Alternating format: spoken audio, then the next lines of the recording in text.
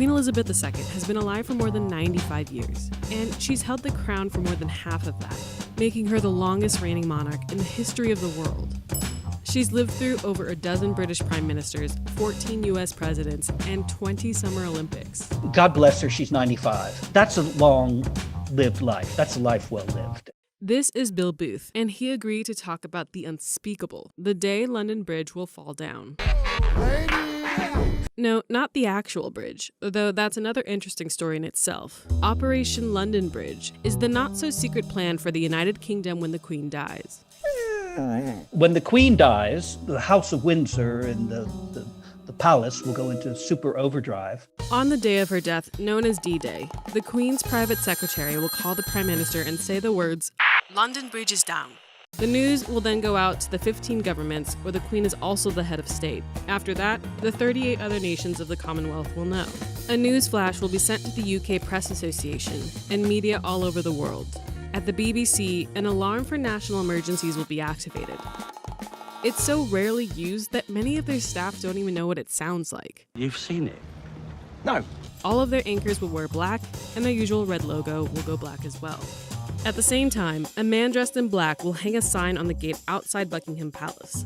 The royals' website will also sport the same message, whatever that ends up being. All the flags will be lowered to half-staff, and bells will toll. Immediately after her passing, her son Charles will unofficially become king. He'll make his first speech as head of state that evening. This is the plan if she dies in London, but no need to fret.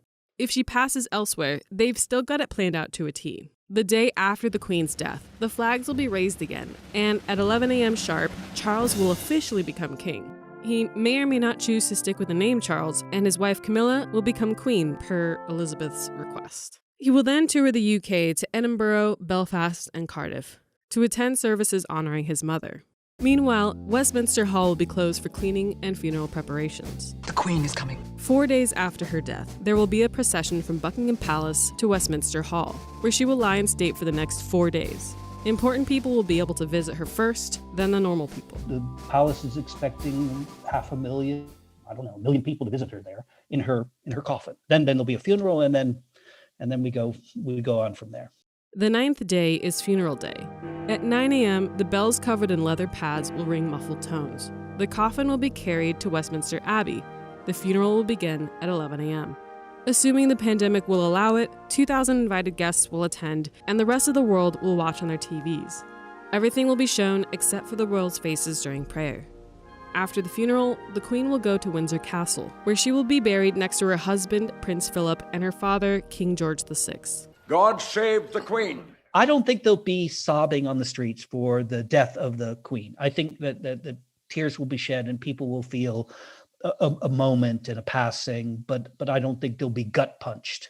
Brits overwhelmingly love the Queen, and the Queen loves them. I mean, she vowed to dedicate her whole life to them. I declare before you all that my whole life shall be devoted to your service. They like the tradition of it. They like the steadfastness of it. They like that they come from a place, even with a monarch that had like parliaments and rule by the people for centuries.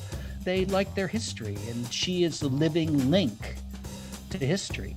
Look, change is hard, and no one is looking forward to this day, no matter how inevitable it is. But one thing's for sure. It'll just be a phenomenal 10 days of pomp and circumstance. I mean, they've designed it that way, and that is the genius of this House of Windsor and this monarchy, right? That they know how to put on a good show.